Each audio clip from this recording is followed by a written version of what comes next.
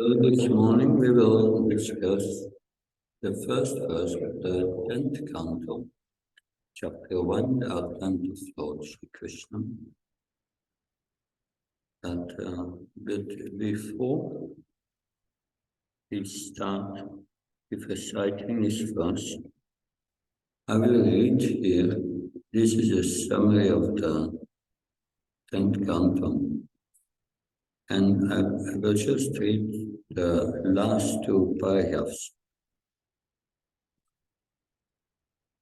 that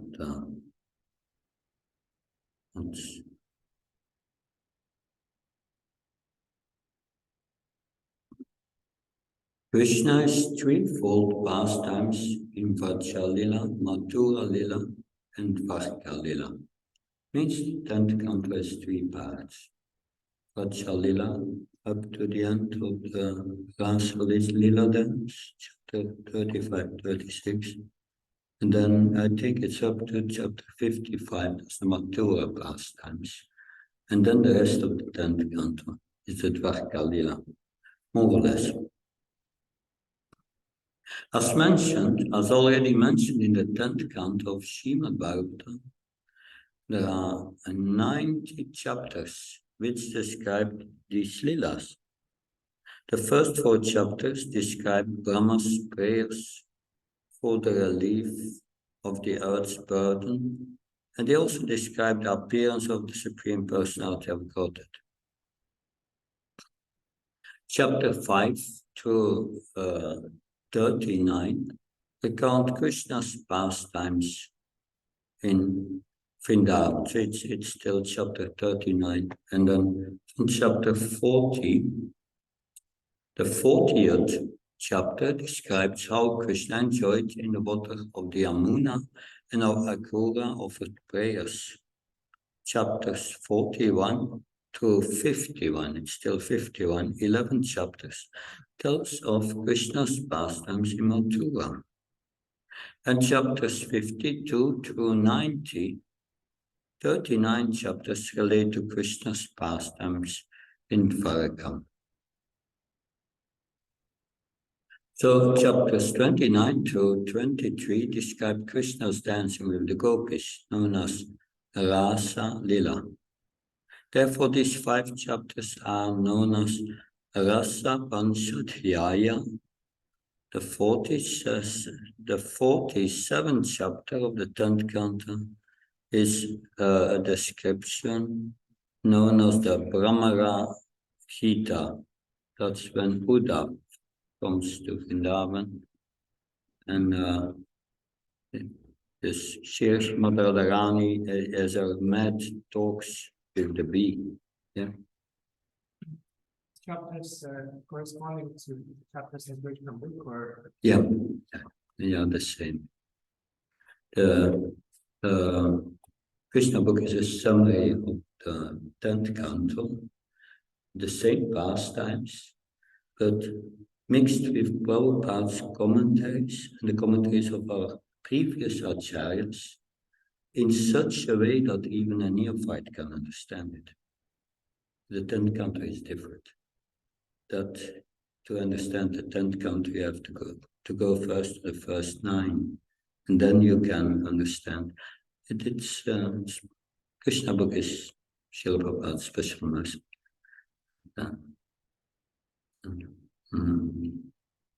And we will now read text 1. So the first 13 verses is Maharaj Parikshit speaking to Sukadev Goswami, because he has heard at the end of the 9th canto about all these dynasties, the Surya and the Soma dynasty. And in the Soma dynasty, Krishna had been mentioned. So he's asking now, I want to hear more about Krishna. But he will say in but to hear about Krishna, you must be free from lust to understand this 10th canto. And we must have taken the medicine of hearing about Krishna, about the medicine, Mano Biramat. Mano Biramat. The mind should be absorbed in these pastimes, and that is the medicine. Yesterday we spoke about the mad mind. This is the cure for the mad mind. This Mano Biramat, that medicine we must take. And we will cure the mind. Okay. And then after that, Archbishop is going to ask questions. Questions like, okay, Krishna appeared in Mathura. Why did he left his parents and went immediately to Vrindavan? And he will ask questions like, yeah, but with Balaram, he was transferred from one room to another. How did that happen? He's asking these questions. And then, I think in verse 14, mentioned in the summary, Brahma's prayer started. Bhumi is going to complain to Brahma. All these inimical kings, they are trying to exploit me. And yeah, and she's asked for help from Brahma. That this exploitation of these kings and so on, demoniac kings, Bhumi will also speak in the 12th canto. There you have the Bhumi Gita, and she speaks about what happens in Kali Yuga. That's another thing. But we will start now with reading the first verse. Om Namo Bhagavate Vasudevaya.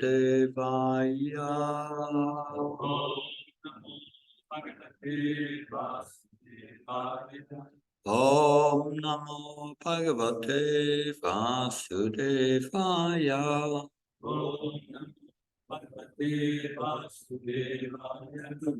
Om Namo Bhagavate Vasudevaya. Narayanam Namaskrityam Naram Cheva Narottanam Devim Saraswatim Vyasam Tato Jamudiyayat Nastravesya Bhattasya Nityam Bhagavasevya Bhagavata Tamasloke Bhaktir Bhavati Naistiki Siracha Vacha Tathitavam Savishtaru Bhavata Samasuyayo Rajyam Subhaya Vamsyanam Charitam Paramabhutam Shiracho Vacha Tathita Vamsa Vishtaro Bhavata Samasuyayo Rajyam Subhaya Vamsyanam Sharitam Paramabhutam Shiracho Vacho Tathito Vamsa Vishtaro Bhavata Samasuyayo Rajyam Subhaya Vamsyanam Sharitam Paramabhutam.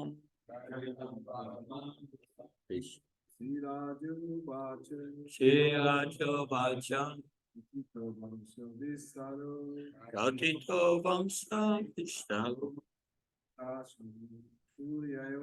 Bhavatam Samasuryayo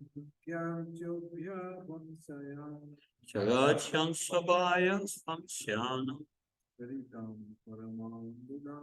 Charitam Paramadbhutam Shiraja Vaja Kahito Vamsavishnaram Bhavata Samasuryayo Rajam Sabhaya Samsyanam Charitam Paramadbhutam Shiraja Vaja Kahito Vamsavishnaram Bhavata Samasuryayo Rajam Sabhaya Samsyanam Charitam Paramadbhutam.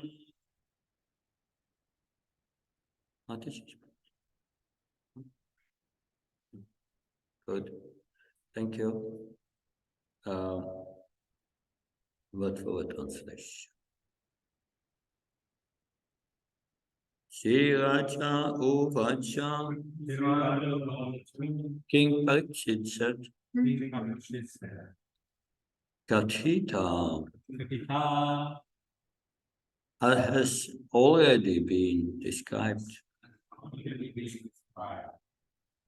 Vamsavistara, a broad description of the dynasties. Bhavata, by your lordship. Soma Suryayo, of the moon god and sun god. Rajnyam, of the kings. Cha and Ubhaya, both. Vamsyanam, of the members of the dynasties. Charitam, the character. Parama, exalted. Adbhutam, and wonderful.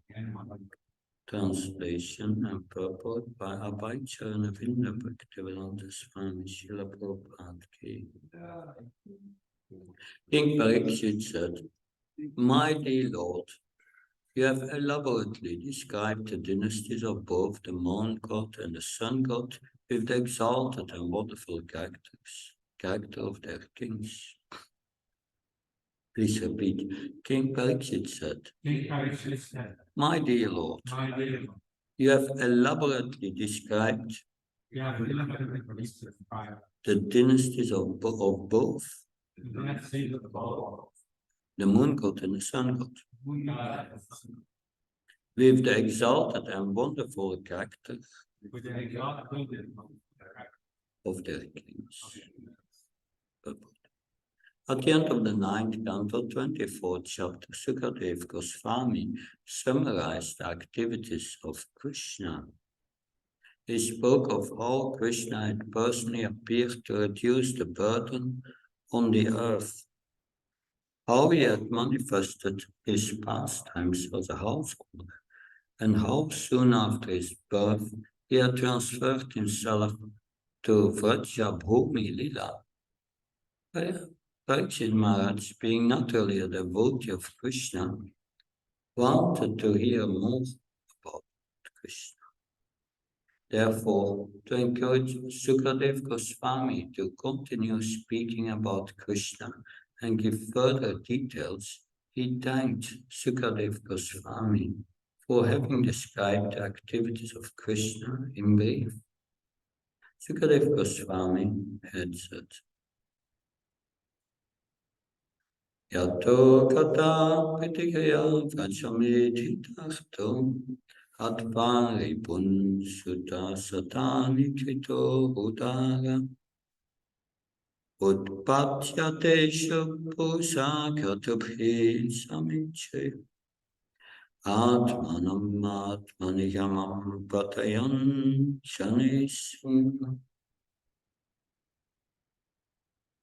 The Supreme Personality of God, Sri Krishna, known as Lila Purushottam, appeared as the son of Vasudeva, but immediately left his father's home and went to Vrindavan to expand his loving relationships with his confidential devotees.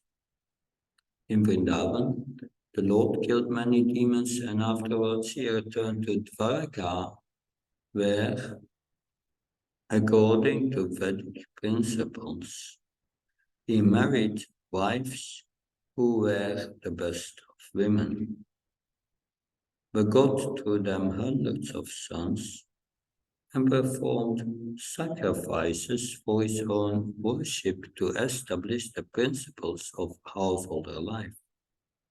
Srimad Bhagavatam 9:24-66.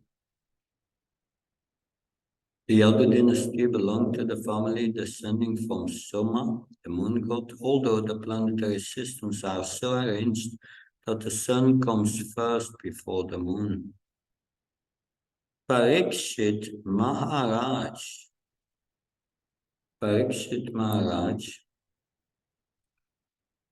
gave more respect to the dynasty of the moon god, the Soma Vamsa, because in the Yadava dynasty, descending from the moon, Krishna had appeared.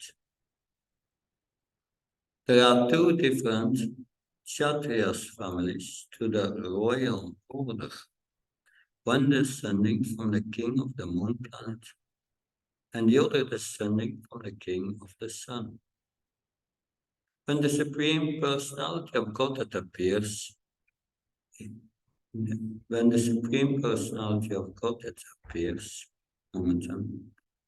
and here, he generally appears in a Kshatriya family because he comes to establish religious principles and the life of righteousness. According to the Vedic system, the Kshatriya family is a protector of the human race. When the Supreme Personality of God appeared as Lord Ramchandra, he appeared in the Surya Vamsa, the family descending from the sun god. And when he appeared as Lord Krishna, he did so in the Yadu dynasty, or Yadu Vamsa, whose descent was from the moon god. In the 9th canto, 24th chapter of Srimad Bhagavatam, there is a long list of the kings of the Yadu Vamsa. All the kings in both the Soma Vamsa and the Surya Vamsa were great and powerful, and Maharaj Parikshit praised them very highly. Rajnyam Subhaya Vamsyanam Charitam Paramat Budham. Nonetheless, he wanted to hear more about the Soma Vamsa, because that was the dynasty in which Krishna had appeared. The supreme abode of the personality of Godhead Krishna is described in Brahma Samhita as the abode of Shintamani. Shintamani Prakara Satma Sakalpa Vriksha Laksha Shvetvam Surabhikha Vipalayantam. Brahma Samhita 5:29. The Vrindavan Dham on this earth is a replica of that same abode, as stated in Bhagavad Gita 8:20. In the spiritual sky, there is another eternal nature, transcendental to the manifested and unmanifested matter. The unmanifested world can be seen in the form of many stars and planets, such as the sun and moon. But beyond this is the unmanifested, which is imperceptible to those who are embodied. And beyond this unmanifested matter is the spiritual kingdom, which is described in Bhagavad Gita as supreme and eternal. That kingdom is never annihilated, although material nature is subject to repeated creation and annihilation. That spiritual nature remains and is eternally. In the 10th canto of Srimad Bhagavatam, the spiritual nature, the spiritual world is described as Vrindavan, Goloka Vrindavan, or Vrajadham. The elaborate description of the above-mentioned sloka from the 9th canto, Yatogata Pratisrihat, Srimad Bhagavatam 9, 24-66, will be found in the 10th canto. The verse once again. Sira Chovacha Yatito Vamsavishtaro Bhavata Samasuryayo Rajnam Subhaya Vamsyanam Charitam Paramat Bhutam. King Parikshit said, my dear Lord, you have elaborately described the dynasties of both the moon and the sun god with the exalted and wonderful character of their kings. Om Mahyanatma Nasyanjanam Shalakam Shakshurmritam Yena Tasmai Shigove Nama Chichetayamanopstam Stapitam Yena Uttane Shvamrupkadamyam Dadate Svam Panantikam Vandeham Shiyo Shiyudha Padakam Shiyom Vaishnavam Shah Shirupam Jagajatam Sakanaragnatam Tam Sajivam Sadvaitam Savadutam Parijanasaitam Sri Krishna Chaitanya Devam Shri Radha Krishna Padam Sakanalita Shivishakam Tam Shah Hare Krishna Karuna Sindhu Dinabandha Tyadpate Gopesha Gopka Kanta Radha Kanta Namastate Tapta Kanchana Gaurangira Devina Vaneshve Vishabana Sutta Devi Pranamama Ripriye Pankha Kalpta Visha Kripa Sindhu Visha Patnam Pavanabhyo Varshamyo Namo Namo Jaya Shri Krishna Chaitanya Prabhu Nityananda Shri Advaita Radha Shiva Santi Gaura Bhakta Hare Krishna, Krishna Krishna, Hare Hare, Hare Ram, Ram, Ram, Hare Hare.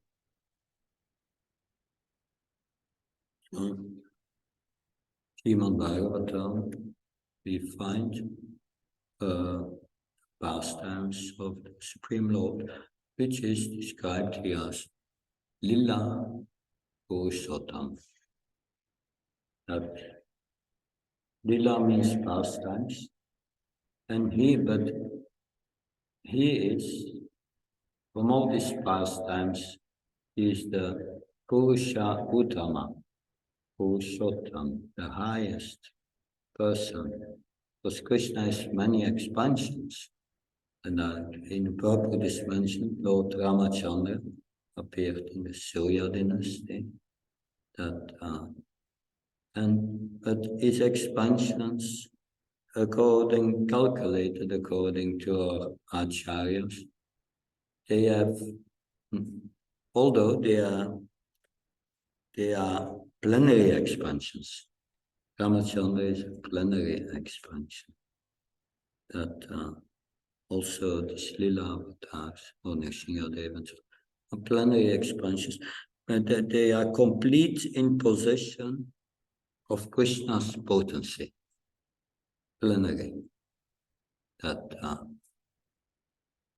we get the example, of course, Srila Prabhupada. One candle lights another candle. And all of the candles have the same potency. But still, our acharyas say that all these other, because Krishna is the avatari, is the cause of all other avatars. All the other avatars have only 94% of his potency. Because Krishna has 64 qualities.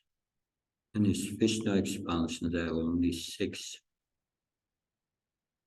So they have only 6 out of 64, which is 94%.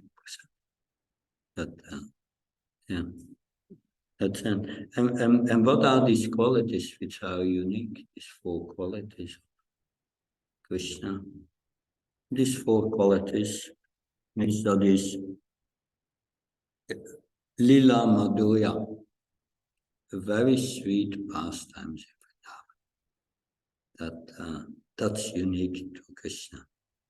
It's, he has the 10th canto shows us Goloka Vrindavan, the Krishna Loka, the highest planet in the material universe, which is practically beyond. In Brihad Bhagavatamrita, it said Goloka Vrindavan is beyond the material and the spiritual worlds. Beyond.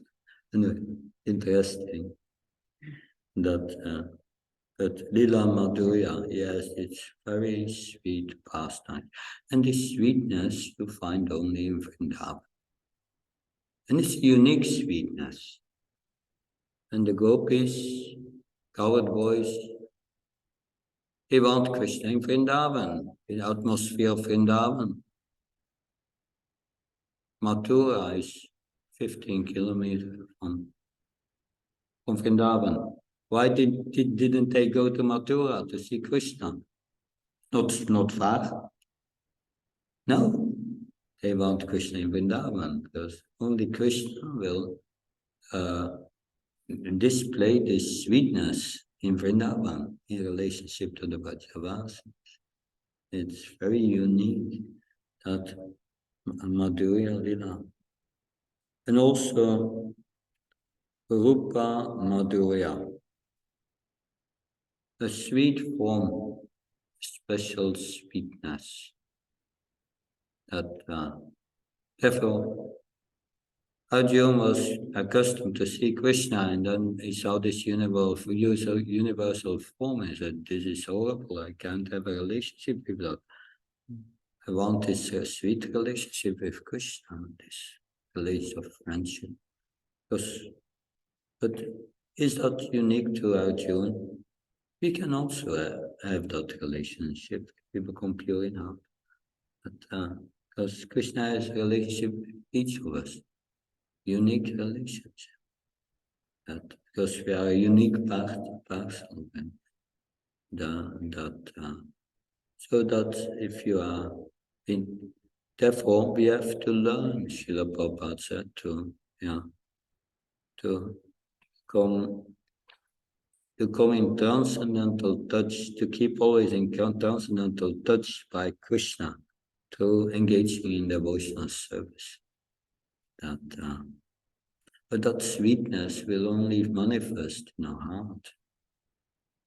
That will manifest in our heart, that sweetness, when the heart becomes free from what is opposed to developing our relationship with Krishna.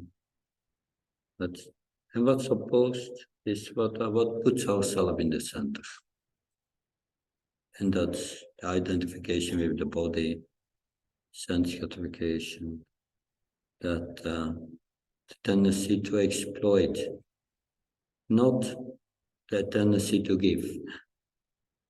It's a tendency to take, and take honor for yourself, to take enjoyment for yourself. And then you cannot have that experience, that sweet relationship with Krishna, because the mind is occupied with things in this temporary world which has practically no meaning. But we purify our heart, and in Nectar of Instruction, Srila Prabhupada gave a lecture of Nectar Instruction 5. And there you have Smarana Vasta described. 5 stages to come to meditation of Krishna. And in the lecture he says, yes, sometimes we think of Krishna, sometimes we forget Krishna. But as we practice sincerely, by the time, the periods that we think of Krishna will become longer. And the periods that we forget Krishna will become shorter. Yeah. And finally, at a certain moment in our chanting, we will be fixed, and our attention to Krishna and the holy name will be constant. And if it's constant, without if the meditation becomes constant, without any interruption, that's the level of nishta, liberation. You cannot do that if you are not liberated, because the mind will take your attention always away. That's, in yoga practice, that is the beginning of dharam. Yeah. Then the pratyahara is finished. That withdrawing oneself from the external world. But we are not withdrawing ourselves from the external world like the yogis. We come to meditation on Krishna, to the chanting, to our practice of devotional service, and we see Krishna within and without. That's much more deeper than the meditation of the yogis. And then Srila Prabhupada says in this lecture, when it becomes constant, then our meditation on Krishna will become deeper. And Krishna will start to reveal himself. And the first thing he will reveal is this rupa, his form, his beautiful form. Then we will find Krishna in the heart. In his beautiful round form like Krishna, with his curling hair, with his beautiful smiling face. And then we feel attracted to Krishna. So that's the beginning of the attraction, this Rupa Madhurya manifest. And then what will happen? That after that, we will see that Krishna is in an environment. That's the next. His Dham will be revealed.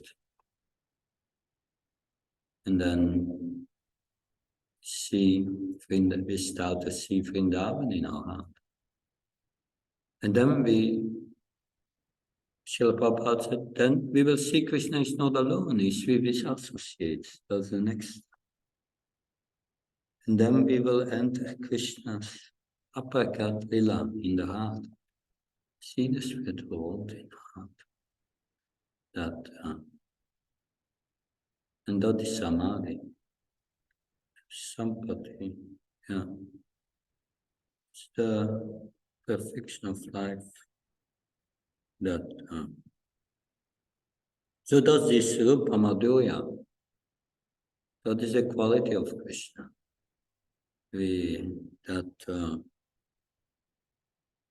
Is unique. His beauty is unique.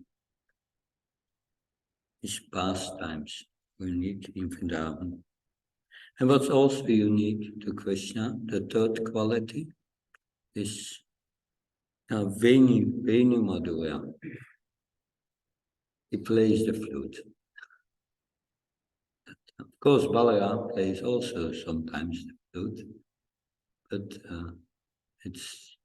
he's more the carrier of the plow and the gada. And finally, he has his incredible pastimes with his intimate associates. And we will all these four we will experience in the 10th canto. And that's different from the pastimes we heard before from the other incarnations. It has a sweetness which is unique, this Madhurya. And that is also what Lord Chaitanya came to give us. That the Lord Chaitanya came to give us this Madhurya Ras. which was never given before. Adi Lila, chapter 1, verse 4. Pitam Shiram, that this Lord Chaitanya came to give those to us. That sweetness. But in the purport we read also that, yes, Krishna appeared and had a mission. He wanted to re-establish Sanatan Dharma. And Sanatan Dharma is that which is inseparable from Krishna. That we cannot separate us from Krishna. It's not possible. We have separated ourselves from Krishna in our consciousness, but we cannot separate ourselves from Krishna. That connection is always. And what is that connection? It's just to serve Krishna. Either we serve Krishna directly on the spiritual platform, or we serve Krishna through the material energy. But we must serve, because everyone wants to serve in this world. And that's natural. Some serve their boss, some serve their dog. Made a lot of walks here in the parks, and I've seen so many dogs with their masters. Incredible how many. That, of course, the dog has to get out once a day at least, so the master has to go with the dog, serve the dog. And there are always there are signs even in the parks. They have to pick up the stool of the dog and carry it in a bag. They have to serve, servant of the dog. When Srila Prabhupada gave initiation to Bhujam Prabhu, he said, and this neck beats are your dog collar. That you are dog of the spiritual master of Krishna. We are servants of Krishna. Interesting. That's what Bhujam Prabhu said. But soul means service. That we cannot go out of that. And all religions, they teach that service in various ways. But this taste for this sweet taste, this madhurya, will only be opened, fully opened, if we develop our relationship with Krishna, if we serve Krishna. And that fully opening of this relationship with Krishna is Krishna consciousness.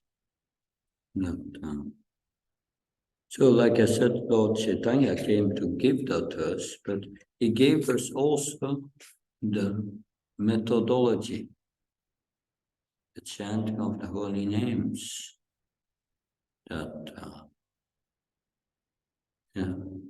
So Sukadeva Goswami will here describe these 90 chapters, but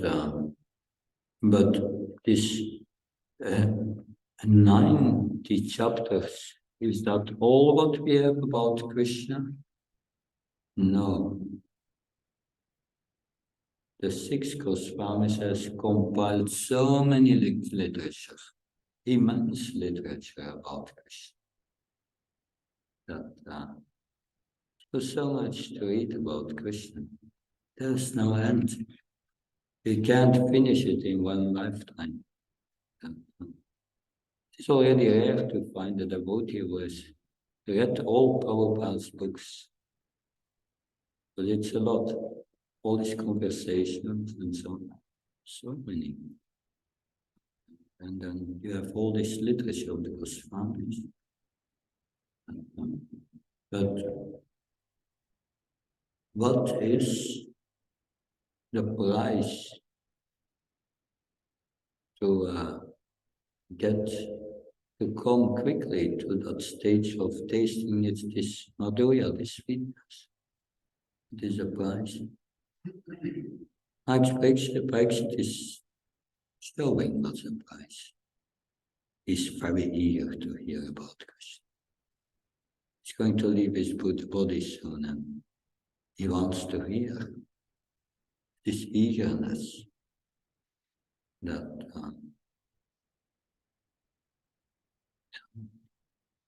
I was in Vrindavan about 20 years ago, every day Mangalartik.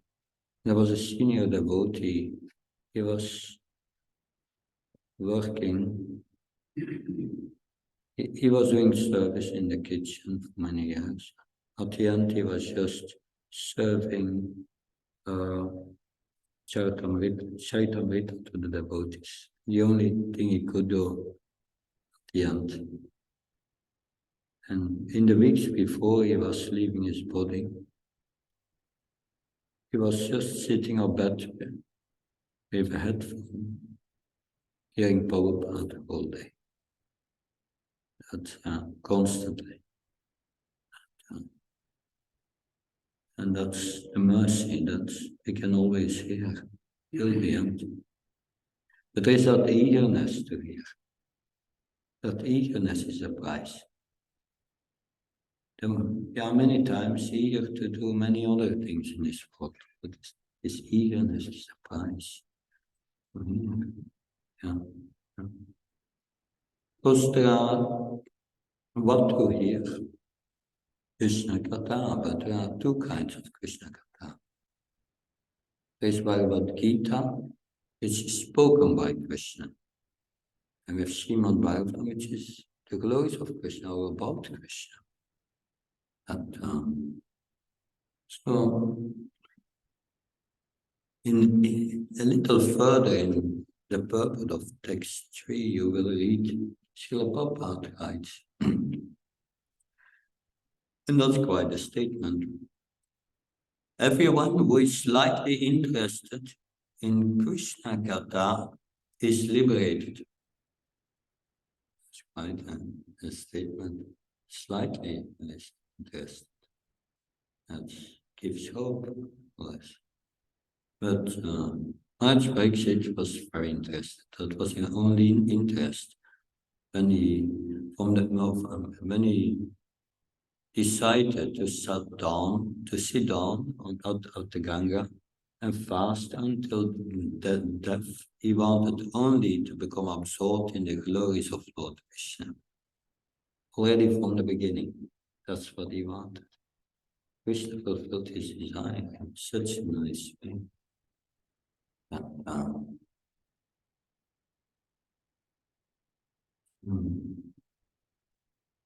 So, simply by chanting and hearing this Krishna Katha, one is liberated.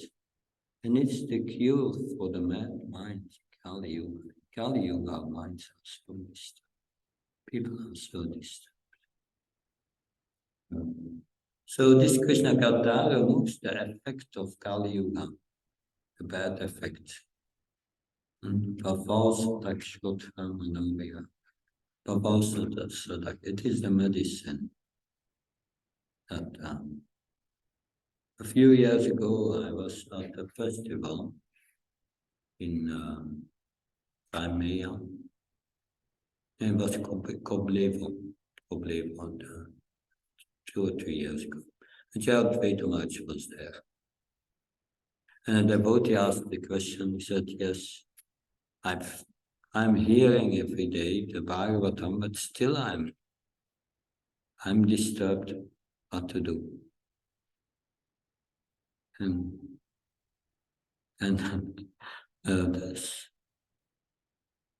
Chad Vetamaj quoted this verse, 10:4:1, the fourth verse here, and said, Kavalsadak. You must take the medicine.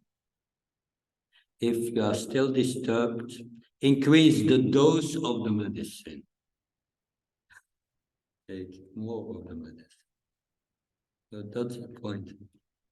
That, because that removes the effect of calming you. Because that's also in the Bhumi Gita, in the 12th canto.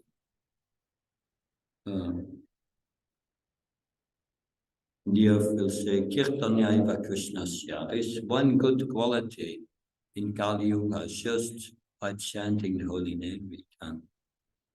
Chanting the holy name and the glories of Krishna, we can become liberated. And so therefore, distributing this Krishna Katha in the form of the scriptures, in the forms of the holy name, Srila Prabhupada said that is the mission of the Krishna conscious movement. Yadikatarikai Krishna Padash. Whoever you meet, speak and gives Krishna's instructions, which are here about Krishna, and chant about Krishna. So, Krishna Katha is curing the material disease, because by absorbing Krishna Katha, we understand more and more who Krishna is. And more we understand who we are and what our relationship is.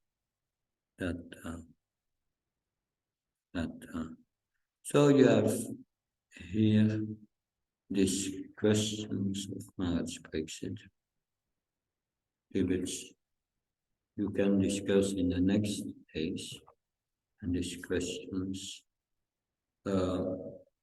it shows not only the inquisitiveness of Maharaj Pariksit, but also his eagerness to hear. And not only was he eager to hear about Krishna, but he is glorifying this exalted character and of all these kings in this Soma dynasty, and in the Surya dynasty, because they were all exalted devotees of the Lord. So that was Krishna's principle. He wanted to have Mahabhagavats as the emperor of the world, pure devotees. Only pure devotees who don't have self-interest can rule the world. And that went wrong that went wrong. The kings became degraded and were acting only for their self-interest. That means they were not following the Brahmins anymore. And if the king is not afraid of the Brahmins, he will become degraded. And we heard that in the story of yesterday we told the story of King Raukana meeting Shad Bharat. And then King Raukana is offending the Shad Bharat, thinking he is his servant.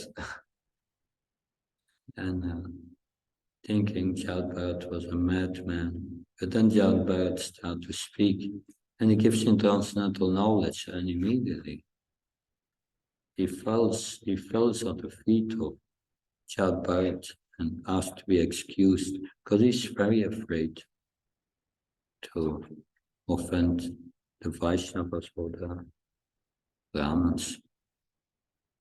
And that's an important principle. That ruins our spiritual life. That so very careful with that. But yes,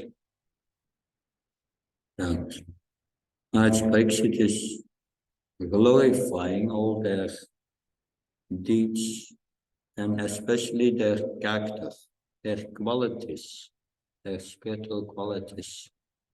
That because they are the fruits of Krishna. And we have heard all this list of these kings. And sometimes we may wonder, why do we have to hear all these names? Just by hearing these names, we become purified.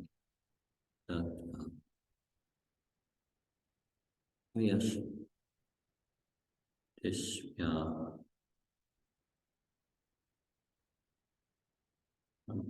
at the beginning of the 10th canton, the smiling face of Krishna. And we will enter soon the sweetness of Vrindavan. And it looks like you'll come close to Kartik, you will be close to the Damodar Villa. That's good. Any questions? Yes? And the third devotion is here, giving 5 principal things to do, like tea, and Shmadakam. Yeah, 5 most important items of devotion. One of them is living in Mathura. Living in Mathura. So why doesn't say living in Bharat? Is it more advanced? Well, Mathura Vrindavan means a holy place. So Srila Prabhupada explains in the Nectar of Devotion that a holy place is where Krishna's deity is worshipped, where Krishna is worshipped. So we are in the embassy of Mathura Vrindavan right now. This is the embassy. An embassy, there you have the same rules of the land which are covered. So the temple is in the spiritual realm, and that's very interesting. It's so potent. If we stay in the temple every morning and we follow the morning program, we try our best, just following the morning program, then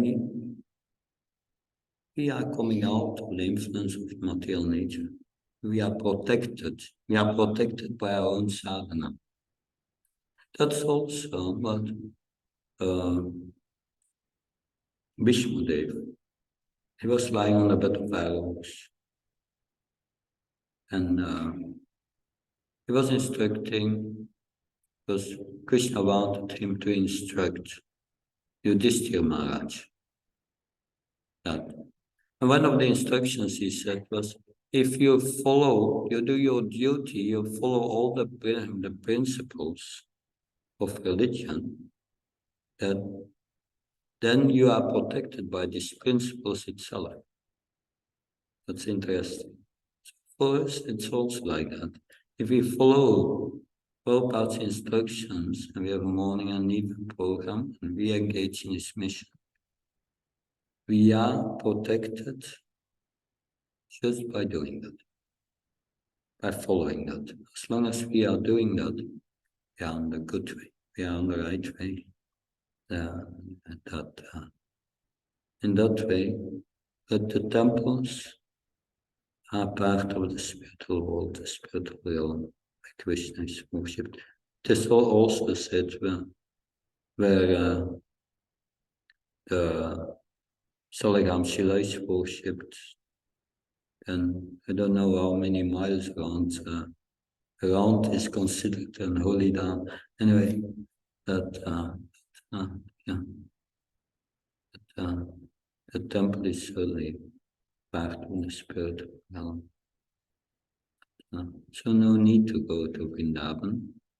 It's nice to go to Vrindavan at the same time.